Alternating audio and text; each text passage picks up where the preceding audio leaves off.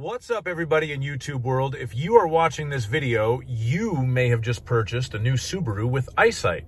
If so, congratulations. They're fantastic cars, and Eyesight is a phenomenal safety system. But what we're going to talk about today is these buttons right here on the right-hand side of the steering wheel. This is the control for the adaptive cruise control system and the lane centering. So this is the part of Eyesight that's kind of a convenience feature. So the basics on how it works, if we push the little button with the car and the clock, that is the on-off switch for the adaptive cruise control system. And when we turn it on, we get some more graphics on the center screen in between the speedometer and the tachometer. So now we know that the system is on and ready for our inputs. Now, if you're driving on the open road, nobody around, and you set the speed at 70 miles an hour, which you would do by getting the car up to 70 and bumping the toggle switch down to set your speed, the car will just go 70 miles an hour just like any cruise control system. But because we have the cameras above the windshield, it can see the car in front of us, and if it's going slower than what our preset maximum speed is for the cruise control system, it will lock onto that car and pace it. So it will speed up and slow down. It can even bring the car to a complete stop. A couple other controls, the down and the up with the little bars and the lane lines on it, that adjusts our following distance. So 4 bars in front of the car on the little graphic, which we would get by pushing the up button, that is the longest possible following distance.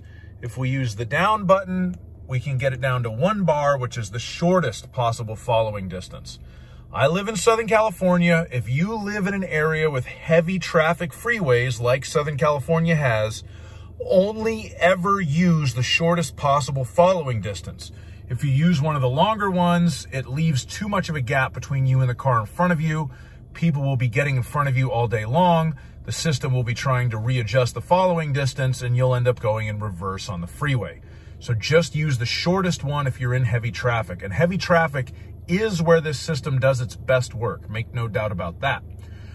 If you're kind of on the open road and there's, lighter traffic, higher speeds, go ahead and stretch it out, get a little bit longer following distance if that's what you want to do. But like I said, high traffic areas, heavy traffic freeways, always use the shortest following distance. Now, the button with the steering wheel and the arrows on it, that is the lane centering system. If you have an older Subaru with Eyesight, instead of that button, you're going to have a little car with some lane lines on either side of it. That's a slightly different system. That was lane keep assist. Look down in the description below. I have an older video about the adaptive cruise control to tell you how to use that system. But the lane centering works a little bit differently. So we push this button to turn the system on, and now I have a white steering wheel that says ready up there. The lane centering will only actually be active when the adaptive cruise control is on. And again, these cameras right here can read the lines that differentiate the lanes, and it will actually control your steering to a point to keep the car centered within the lane if it can read the lane lines. You do need to keep your hands on the steering wheel. It'll get angry with you if you take your hands off of the wheel, or if it thinks you've taken your hands off of the wheel. And this is not a self-driving system, just to be clear. This is what I would consider a driver aid. You still need to watch. You still need to have your hand on the steering wheel. You still need to be aware of your surroundings. But this makes life much easier, especially in kind of freeway traffic. So what I'm going to do now is I'm going to get on the freeway and kind of do a demonstration of how this works so that you can get an idea of it. All right, we are about to get on the freeway. So I'm going to push my little car clock button to turn my adaptive cruise control system on. I'm going to start getting up to speed. This is normally how I do this on the highway.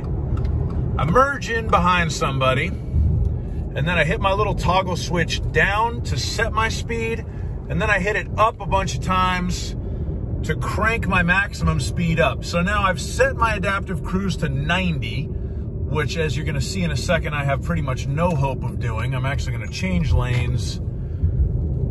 And so now the car is going to speed up, and you hear a beep. It's locked on to the car in front of me. Now, this is a 2021 Subaru Legacy, so it has the Eyesight Monitoring system. That's that little green light right there. What that green light means is I'm locked onto a car.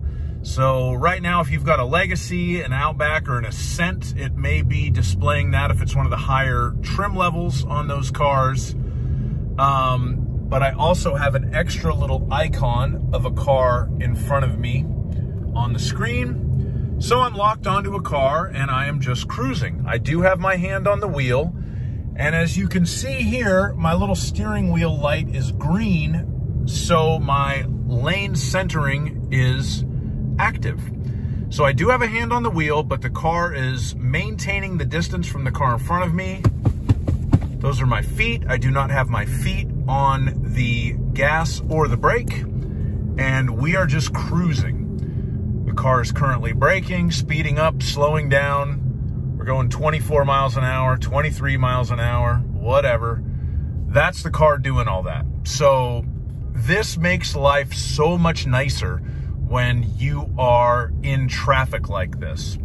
Now, a couple of things to think about. First of all, what type of vehicle are you following? So right now, I'm just locked onto a black sedan. Nothing weird, nothing special, no problem. But think about a flatbed truck with nothing in the bed of the truck. Is the Eyesight system locked onto the very back of the truck, or is it locked onto the back of the cab if the flatbed is low? I haven't ever really experienced that issue driving a car with Eyesight, but that is an example that Subaru gives in the manual of what to look out for, so it is worth considering. Now, we're coming to a stop, potentially. Well, we're down to 5 miles an hour. See, this is where it's so nice, and then it just kind of accelerates. On this car, because it does have an electric parking brake, it will bring the car to a complete stop. Any of the ones with the Subarus with Eyesight with the adaptive cruise will bring the car to a complete stop. But with this car, if it brings the car to a complete stop, it'll just sit there stopped. Now, if it's only stopped for about 3 to 4 seconds, it will move forward on its own accord. If it's stopped for longer than that, it'll give you a little beep and it'll go into kind of like a ready mode. And if that happens, you just kind of click up to resume on the toggle switch, and that'll get the car moving again. On the Subarus with the manual parking brake, like the Imprezas and the Crosstreks, on those, if it has to bring the car to a complete stop, it'll keep it stopped for the 3 to 4 seconds, and then it'll give you a beep, and it wants you to hit the brakes and hold the brake at that point. And then once traffic starts moving again, same thing. Just bump up to RES for resume on the little toggle switch. Something else to keep in mind. So the Eyesight cameras are primarily focused forwards. So they are watching, for the most part, what's directly in front of the car. So like if this black car right here decided it wanted to get in front of me and was cutting me off really hard, in that situation, I always hit the brake and take control myself to make sure that the Eyesight doesn't drive into it, because sometimes it gets a little dicey if you get somebody cutting you off, you know, very close like that, if they're coming in from the side. Again, the Eyesight's meant more to look forward as opposed to looking to the sides. So that's just something to keep in mind. Again, this is not self-driving. It's not autopilot. It's meant to be a driver aid, but you still need to pay attention. You still need to have a hand on the steering wheel. You still need to, you know, be driving the car. This just really makes life a lot easier in these sort of traffic-y conditions.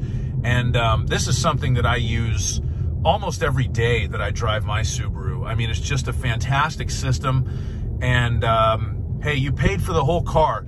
My theory is you paid for all these buttons that are in here, so you better push them all. And these are some pretty important ones here on the right side of the steering wheel. Now, a word on the lane centering system. So right now it's active, and it does seem to work pretty well as long as there's good contrast on the road between the road and the lines that differentiate the lanes. So I think you can see on my video camera here that it wouldn't be that hard for the Eyesight cameras to pick up the lines on this particular road because the asphalt's in pretty good shape and the lines, you know, are well painted and all that. If the road surface is very bad, or the paint on the lines is faded, or under certain conditions, like I've noticed sometimes if you're passing an 18-wheeler and you're in the shadow, it'll kind of lose it real quick, and then it'll beep at you, and that steering wheel will turn white and it'll say ready instead of active. When that happens, that just means that the lane centering is not working at the moment because it can't read the lines.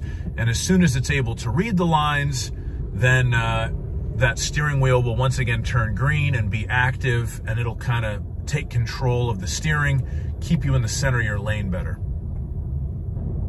So that's my video on how to use adaptive cruise control on a Subaru with Eyesight and lane centering. I hope you enjoyed the video. I hope you found it useful. I hope you do utilize the adaptive cruise control system on your new Subaru, because it is a great system and you paid for it, so get your money's worth. If you did like the video, please like it, subscribe, always drive safely, always pay attention to the road, and have a wonderful day. Bye-bye.